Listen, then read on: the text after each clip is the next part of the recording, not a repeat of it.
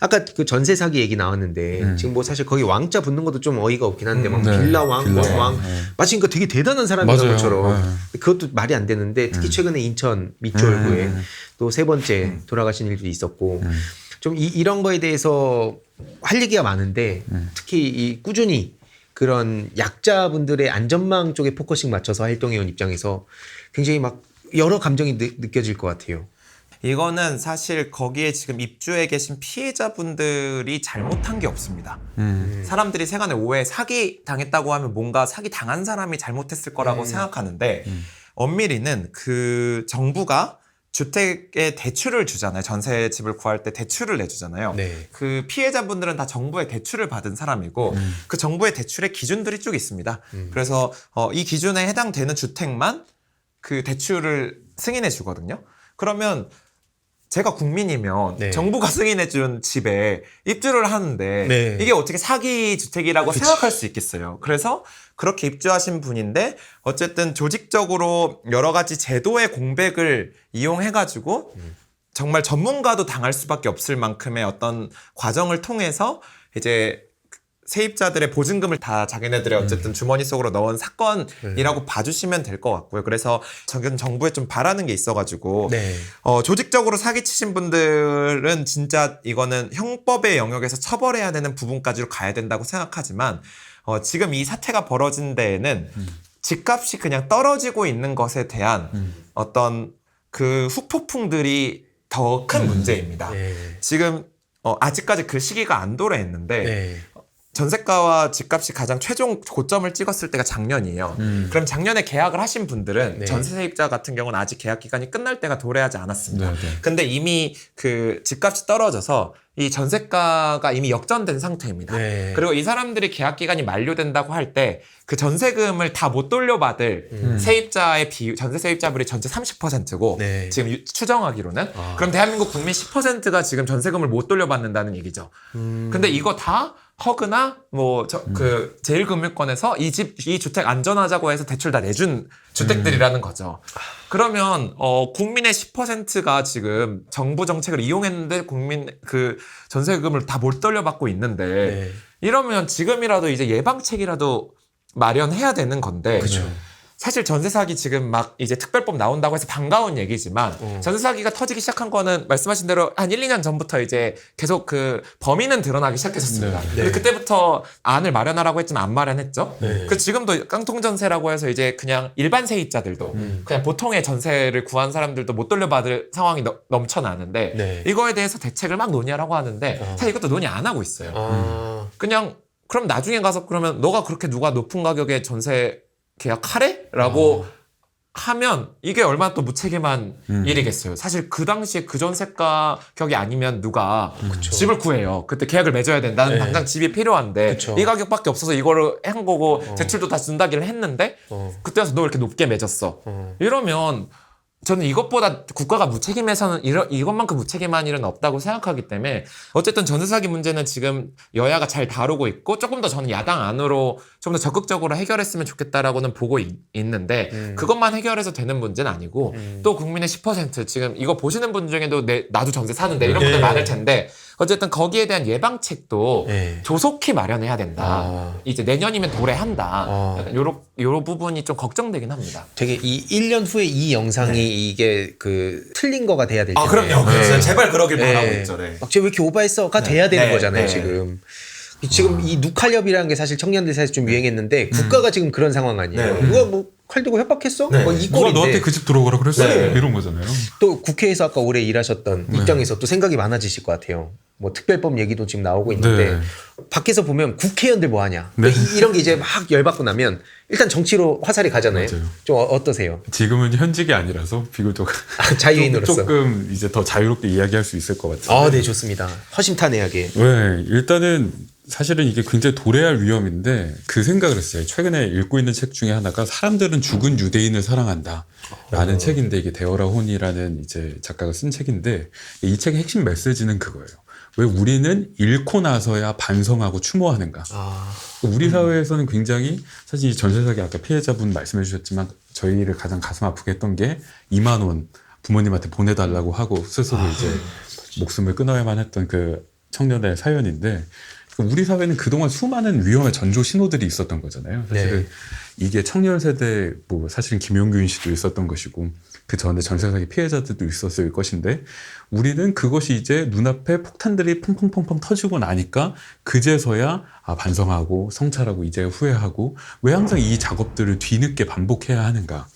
그리고 우리 의회, 우리 국회라는 곳이 작동하는 원리 또한 그곳에서 지금 당장 어떠한 이슈가 되는 것에 내가 주목을 받지 않으면 내가 정치적으로 잊혀지고 존재감을 과시할 수 없게 된다라는 생각 때문에 사실은 이러한 정책적인 이런 주거 문제를 해결하기 위해서 노력하는 사람들에게 스포트라이트가 안 가는 것이 사실 현실이고 우리 사회, 우리 특히 이 저널리즘의 현상도 지금 당장 소비될 만한 것들을 하잖아요. 네. 지금 전세 사기가 이제 이 사장님 말씀처럼 곧 도래할 위험이다. 30%의 국민들이 이러한 위험에 처해 있다라는 거 사실 충분히 수많은 언론들이 관심을 갖고 주목해서 하는데도 관심을 갖지 않으니까 의회에서도 그러한 동력과 이제 주장이 이 자리를 상실하게 되고 네. 사회적으로 주목받지 못하고 이제 또 문제가 터지니까 그동안 또 뭐 했냐. 네. 라는 이것이 계속 반복되는 연쇄 고리가 되다 보니까 사실은 굉장히 저도 의회에 있으면 자괴감 많이 느꼈던 것 같아요. 지금 당장 한다고 누가 관심을 가져줘. 이런 논리 앞에서 언제나 무력해질 수밖에 없었던 그런 것들이 사실은 굉장히 가슴이 아픈 것 같아요. 그리고 특히 이제 아까 대책을 말씀해 주셨는데 저는 대책을 보면 사실 좀 그냥 시민의 입장에서 굉장히 의아했던 게 지금 두 축인 것 같아요. 이 대책이 특히 이제 정부 여당 쪽의 대책은 처벌하겠다. 그 다음에 사게 해주겠다. 네. 네. 이게 굉장히 사실은 기묘하게 저한테는 느껴졌어요. 기괴하더라고요. 처벌하겠다, 사게 해주겠다. 이 피해자들이 바라는 것이 과연 내가 이 집을 사는 것인가. 왜냐면 사실은 그 집을 중간다리로 생각했을 수도 있고, 네. 내가 생애 주기를 계획함에 있어서 이 집을 거쳐서 다른 집으로 가고, 뭐 직장은 여기로 하고, 내가 혹은 누군가 가족을 이제 맺게 되거나 가족을 가지게 되면 또 다음 단계로 진출하게 되고, 이런 것인데 갑자기 사게 해드릴게요. 돈이 없으세요? 초저리 대출을 해드릴게요. 맞지. 이렇게 사실 해버리면 저는 무슨 말을 해야 될지를 잘 모르겠고 그 다음에 이제 말씀처럼 이 도래할 위험에 대해서 국가나 사회가 손을 놓고 있었는데 그래서 국가나 사회가 적극적으로 역할을 해주십시오 이렇게 얘기를 하면 그런 전례를 남기면 안 됩니다. 그런 선례를 남기면 안 됩니다. 그런 것에 있어서는 왜 그렇게 단호하면서 그동안의 국가나 사회가 이것을 안전한 매물이라고 생각하고 대출해주고 그렇게 이제 승인해주고 했던 것에 대해서는 왜 그렇게 태평한가? 라는 것에 대해서 시민들은 되묻지 않을 수 없을 것 같아요. 이게 지금 저희가 주거 얘기로 좀 더 뒤에 뭐 국회와 이 방향에 대해서 얘기를 좀 해야 되는데 아까 얘기 막 저널리즘과 인권, 뭐 위험, 그러니까 뭐 노동, 뭐 이런 얘기들이 좀 나와서 개인적으로 또 나오셔서 그 이한비 PD님 네, 얘기 좀 간단하게 좀 해주시면 좋을 거예요. 혹시 네. 예, 관심 안 가진 분들이 계실 수 있어서. 지금은 조금 오래된 네. 얘기기는 해서 2016년이니까 그래도 7년 가까이 돼가고 있는데 이제 TVN의 혼술남녀의 조연출이었던 고 이한비 PD가 이제 저의 친형이었고 그때 당시에 이제 방송이 한류 흐름을 타면서 막 커지는데 그 고용 구조가 워낙 열악하니까 노동 이중 구조가 워낙 심하니까 비정규직이나 이제 계약직 스태프들을 엄청나게 착취하는 구조로 이렇게 운영이 되고 있었어가지고 이제 저희 형이 이제 그 중간 관리자였는데 이런 부분들을 착취하지 않는 구조로 좀 이렇게 방송국이 운영됐으면 좋겠다라고 막 이야기를 하다가 이제 이렇게 좀 불합리한 처우를 받고 이제 스스로 이제 유서의 그런 문제를 드러내고 이제 돌아가신 사건이었고요. 뭐 말씀하신 대로 방송 현장 어렵다는 것들은 뭐 그 전부터 있었던 것 같아요. 근데 그냥 드라마 재밌으니까 그리고 뭐 그 정치인분들도 그게 별로 이슈는 되지 않으니까 시청자들은 그냥 국민들 재밌게 보고 있으니까 그냥 이렇게 간과하고 있었다가 이제 사람이 죽고 나니까 이제서야 이제 방송 관련된 것도 법이 만들어지고 원래 52시간에 빠져 있었는데 적용되고 이렇게 좀 그래도 지금은 예전보다는 어떤 방송 한류를 만들어내는 현장이 조금 더 나아지고 있는 과정입니다. 그래서 저는 어쨌든 저희 형의 문제를 좀 해결하려고 그때 이제 CJ ENM하고 계속 대응을 해왔고 사과를 받고 지금은 한빛 노동인권센터라고 하는 그런 방송 노동자들 지원하는 그런 이제 비영리 재단을 이제 CJ 위로금 받은 걸로 이제 만들어서 운영하고 있습니다.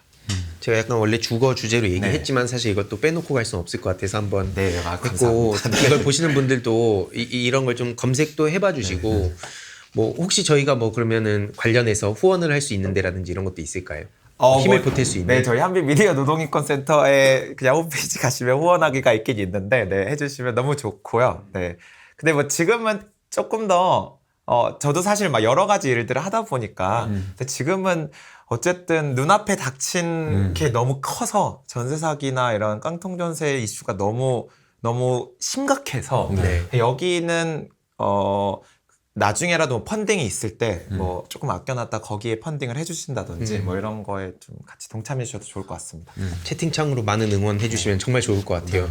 이 방송이 나갈 때쯤이면 뭐 본회의, 국회 본회의를 거쳐서 뭔가가 또 나왔을 것 같아요. 근데 그게 또 많은 국민들 마음에 성에 차진 않았을 것 같고 그래서 우리가 그냥 예상을 해서 지금 얘기를 해야 되는데 네. 어쨌든 이 건에 대해서는 되게 명확하게 어쨌든 나는 계속 이 집에서 살 수 있게만 해주면 되는 거잖아요. 네. 내가 직접 사거나 공공이 대신 사서 나는 계속 거주하게 만들거나 아니면 나는 그냥 그 전세금을 돌려받아서 이제 다른 데로 이주할 수 있게 한다든지 사실 이렇게 세 가지의 유형으로만 해결하면 되는 거긴 하거든요. 근데 이제 국민의힘이 어쨌든 처음에 한다고 했던 거가 이 문제가 그래도 불거지고 나서 이 세 가지 중에 1번만 하려고 했던 거였어요.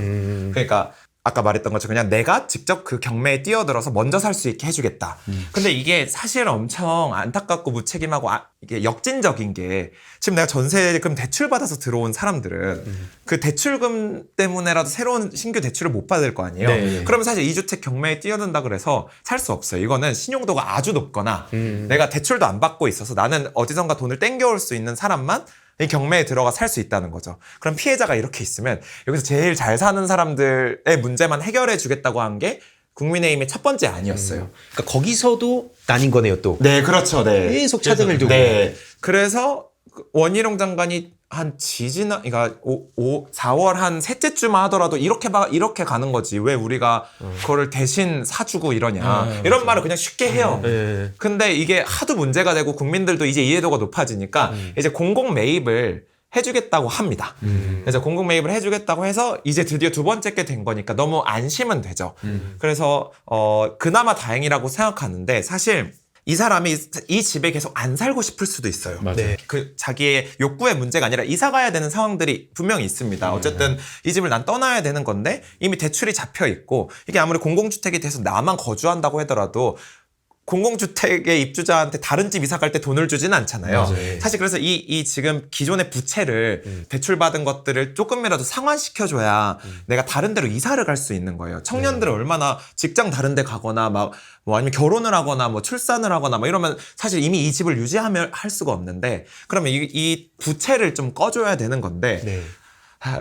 여기까지만 해도 더 많은 논의가 있겠지만 이 세 가지만 해도 되는데 이 부채를 끄는 걸 가지고 네. 뭐 혈세 낭비다라고 지금 프레임 잡고 있긴 하잖아요. 국민의힘에서. 근데 뭐 공공이 매입하는 거나 부채를 꺼주는 거나 사실 예산 뜨는 건 똑같아요. 그러면 이제 그냥 공공이 해야 될 역할은 너가 계속 살래. 아니면 이사 갈래. 우리가 두 가지를 좀 책임져 주겠다. 대단히 많이는 아니더라도 어느 정도 기준을 만들어서 이사 갈 수 있게 해주거나 이 집에 계속 거주할 수 있게 거나 두 가지를 해주겠다라고 하는 거를 두고 혈세 낭비라고 한 거고 심지어 본인들이 혈세 낭비라고 했지만 또 공공 매입은 갑자기 말을 바꿨어. 그럼 얘는 또 혈세 낭비가 아닌가 그런 논리를 따지면 이미 세금을 들이기로 결정을 한 이상 네. 그거는 모든 국민한테 그러니까 모든 피해자인 국민한테 동등하게 그리고 이 모든 사람들을 그래도 좀 보장해 줄 수 있는 방향으로 좀 정책이 가야 될 것 같고 현재 다행히도 야당인의 나는 그 세 가지를 다 담고 있습니다.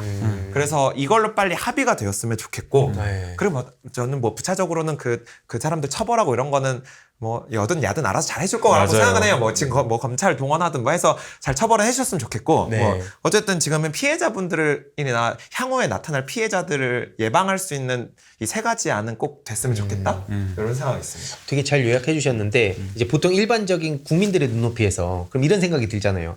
말씀하셨듯이 처벌은 일단 나중 문제고 네. 그러니까 급하지만 네. 제일 급한 거는 피해자들을 좀 어떻게 할 네. 거냐 이것부터 부릴 거라 하는데 막 국회에서는 또 언론 따옴표 나와서 막 공방 주고받고 민주당 탓이네 뭐네 이러잖아요. 네. 그 이제 국회에서 몸담았을 때 좀 어때요? 이게 안에서 그럼 그 사람들이 다 노는 거냐? 그럼 또 그건 아니잖아요. 그렇죠. 일단은 가장 기본적인 것은 어쨌거나 뭐 정치라는 것은 의견과 생각이 다르니까 그걸 충돌할 수밖에 없고 또 정치인들이 서로 다른 주장에 대해서 논박하는 것은 굉장히 일상적이고 당연한 일이기 때문에 그것에 대해서 뭐 비하하거나 폄하할 생각은 전혀 없지만 이러한 사안에 대해서까지 상대방이 주장하는 정책에 대해서 색깔을 붙이고 그것과 무관한 어떠한 정치적인 현안들에 대해서 호명해서 갖다 붙이는 것은 이것은 시민이나 국민들로 하여금 굉장히 거부감을 불러일으키는 것이고 지금 당장 나에게 어떠한 책임을 면피하는 것에 지나지 않을 수 있다. 왜냐하면 일례로 좀 조심스러운 얘기지만 전부 다 여당에서 지난 정권의 책임을 이야기하는 것에 대해서 사실은 굉장히 곱씹게 되는데 왜냐하면 지금 내가 국민 여러분 저에게 권력을 주십시오. 저에게 표를 주십시오 하는 것은 지금 발생하고 있는 대한민국 사회의 여러 현안이나 책임과 문제에 대해서 내가 권력을 가진 주체로서 해결해 나가겠다라고 국민들과 약속한 것이잖아요. 근데 그런 것에 대해서 사실은 정당한 모습을 보여주지 않으면서 이렇게 또 매번 같은 이야기를 하는 것은 사실 잘못된 것이고 그다음에 사실은 우리 사회에 이게 굉장히 오래 지적된 문제인데 저널리즘의 정치 소비 양태가 네. 굉장히 어떠한 일상적인 정책적 노력이나 정책적으로 다뤄지는 주제들에 주목하기보다는 당장 희도님 말씀하신 것처럼 따옴표 저널리즘으로 대립구로 만들어서 싸움 붙이고 이런 것에 굉장히 익숙해져 있고 그러다 보니까 또 환멸이 나버리고 사람들은 어쨌든 이게 시한폭탄이었으면 뭐 지난 정권에 터졌으면 지난 정권에 요구했을 건 똑같고 어쨌든 이번 정권에 1년이 지나서 이제 불거진 거잖아요. 네. 그렇게 되면 사실은 이것에 대해서 여야가 빨리 합의를 해서 빨리 안을 내면 훨씬 더 국민들한테도 그게 굳이 윤석열 정권을 욕할 이유는 아닐 것 같은데 네. 어쨌든 지금 그럼에도 불구하고 다른 여러 가지의 요소 때문에 민주당이 뭔가 근본적인 안을 낸 것에 대해서 이렇게 민주당의 공가로 돌아갈까 뭔가 너무 신경 쓰는 모습이 계속 보이는 거예요. 이게 사실은 말씀드린 대로 혈세 낭비라는 프레임을 칠 이유가 없는 안인 건데 어차피 돈을 쓰는 건 둘 다 이제 그 안이 나왔고 그러면 사실 혈세 낭비 프레임을 잡을 이유가 없는데 컨텐츠 하나 더 넣었다고 갑자기 뭐 이렇게 뭐 하나 더 붙였다고 뭐 얼마나 더 쓰겠어요. 네. 그러니까 그래서 이렇게 돼버리니까 이게 진짜 국민들의 어떤 문제를 해결하는데 지금도 관심이 없나? 이런 생각이 들 수밖에 없는 거죠. 그래서 너무 답답하긴 해요. 솔직히. 강 파는데 막 20조 넘게 쓰고 막 그런 사람들이 요런 네. 데 돈 나가면 막 네, 나라 망한다. 네. 그리고 실제로 경매에 넘어가는 거 뭐 잘 아시겠지만 이미 부동산 가격이 하락해서 지금 경매에 넘어가는 거 매입하거나 채권 반환하더라도 별로 돈 안 써요. 그 국가가 별로 그렇게 많이 쓰지 않는데 하여튼 네. 갑자기 여기까지 하겠습니다. 그 대통령이 그 공약도 없었던 이사 저희 지역 주민이 되지 않았다면 이거 차고서 넘치게 지금 돈 쓸 수 있는데 이런 거에 대해서는 지적을 잘 안 하더라고요. 아무튼 되게 현타가 오는데 그건 벌써 굉장히 영린인 문제인 것 같더라고요. 그 문제에 대해서 거론하는 것을 그 관계자분들이라고 표현할게요. 네. 그 핵관분들이 네. 굉장히 영린처럼 매우 민감하게 생각하시더라고요. 네. 그러니까 이제 사람들 입장에서는 진짜 정치 혐오까지 오는 것 같아요. 결론으로 제 생각을 말씀드리면 국민의힘의 홍석준 의원 전세 사기 피해자가 못 돌려받은 보증금을 국가가 선지원하는 방안은 묻히기만 이야기다. 형사법 체계에서도 어긋난다. 라는 얘기를 했거든요. 진짜 묻히기만 얘기를 했더라고요. 본인이 그 자리에 왜 있는가. 만약에 문제 해결이 제대로 안 되고 어려우면 그걸 해결하라고 뽑아준 거 아닙니까? 그 선거 칠 때는 다 보수 진보 떠나서 그 얘기 하잖아요. 근데 저렇게 한마디 툭 던지고 이거 안 된다 지금. 그럴 거면 정치를 하면 안 된다 생각을 합니다. 이게 국힘이라서 그런 게 아니라 민주당에서 그래서 똑같이 얘기했을 겁니다. 그러니까 정치인들은 이런 문제가 터졌을 때 예방도 물론이고 당장 급한 불 끄는데 초점을 맞춰야 된다. 여기엔 뭐 여야 없다. 그래서 만약에 윤석열 정부나 국민의힘에서 정말로 그런 문제에 관심을 갖고 있다면 이것까지는 또 이거 막 정쟁화하고 하지 않았으면 좋겠다. 그 시간 동안 하루 이틀 지나는 동안 피해자들은 피눈물 흘린다. 그게 이제 제 생각이고 오늘 또 두 분 말씀 좀 듣고 싶습니다. 마무리 멘트. 계속 고민하게 되는 것이 진짜 국가란 무엇인가 라는 주제에 관해서 고민하게끔 하는 것 같아요. 왜냐면 너무나 우리네 삶과 밀접한 문제이고 이것을 집을 떠나서 개인의 삶을 생각할 수 없기 때문에 그래서 국가란 무엇인가에 대해서 계속 고민하게 되는데 국가 권력을 작동하고 운영한다는 것은 폭력을 행사하는 것이기도 하지만 경찰이나 군대 같은 것들을 자원을 어떻게 배분할 것인가에 대한 가치 판단의 영역이기도 한 것이잖아요. 그러면 지금 우리가 국가와 사회의 역량을 어디에 쏟을 것인가. 지금 당장 그 피해자들을 지원하는 것에 왜 그 사기 당한 사람들을 위해서 국가가 돈을 써야 하느냐라는 식으로 접근하는 것은, 이것은 우리 사회가 국민들이 지금 이렇게 만들어 놓은 선진국 대한민국이라는 것을 너무나 뒤로 과거로 후퇴시키는 것 같아요.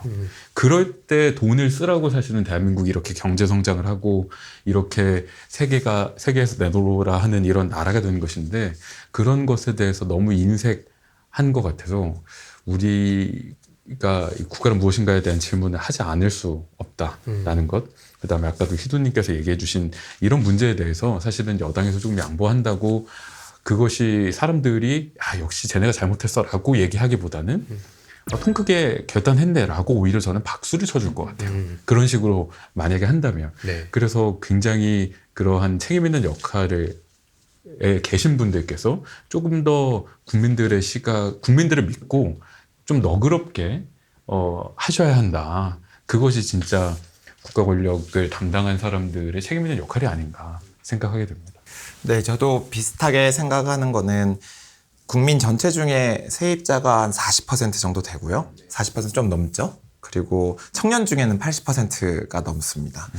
그랬을 때 윤석열 정부가 그래도 국민의 40% 그리고 청년들의 80%의 문제를 해결하는 일을 해냈다. 적어도 이 5년 내에 이런 어떤 성과를 차라리 제발 가져갔으면 좋겠어요. 왜냐면 저의 뭐 개인적인 뭐 입장과 별개로 저는 그냥 이 나라에서 태어난 국민 중 한 명이잖아요. 그러면 그냥 정권이 어떻든 간에 그 상관없이 이 나라에서 좀 더 안전하고 좀 더 행복하게 살고 싶은 마음인 거죠. 근데 그 문제를 해결하는 정권이 있으면 당연히 지지하고 싶고. 그래서 뭐 1년 동안은 뭐 정신 없었으니까, 그리고 뭐 이게 예전 어떤 잘못된 정치 문화가 남아있었으니까 뭐 그랬다 손 치더라고. 앞으로는 이제 진짜로 비상등을 넘어서서 이제 재난이 좀 시작된 느낌이거든요. 말한 대로 앞으로 더 심화됐으면 심화됐지, 이렇게 지금 피해자보다 훨씬 더 규모 있게 발생을 할 텐데, 어쨌든 여기에 대한 책임감을 가지고 이 문제를 그래도 해결하는데 최선을 다한 정부였다, 이렇게 좀 기억됐으면 좋겠습니다. 저도 오늘 또 두 분하고 얘기하다 보니까 진짜 시간 가는 줄 몰랐는데, 윤석열 대통령이 과거에 본인이 했던 얘기 그대로 전해주고 싶어요. 국가가 존재하는 것, 정부가 존재하는 이유는 국민을 보호하기 위해서다. 근데 그 제대로 보호하지 못하면 존재 이유 없지 않냐 라고 문재인 정부를 막 비판했었거든요. 비판 타당하다 봅니다. 그럼 그거를 지금 윤석열한테도 똑같이 적용해야 되지 않나. 이런 얘기했는데 만약에 좌파라고 누가 댓글 달면 그 윤석열 대통령의 말이라고 꼭 전해주시면 좋겠습니다. 아무튼 오늘도 뭐 청년 주거에 대해서 얘기를 하면서 저널리즘, 뭐 그리고 뭐 위험이라든지 불안, 뭐 상대적 박탈감 등등 많은 얘기를 했는데, 저희가 또 좋은 이야기, 뭐 이렇게 힘들고 막 암울하고 이런 얘기 말고 또 좋은 얘기로 또 찾아뵀으면 좋겠습니다. 아무튼 오늘 시청해주신 분들 감사드리고 다음 주 월요일 저녁에 뵙겠습니다. 감사합니다. 감사합니다.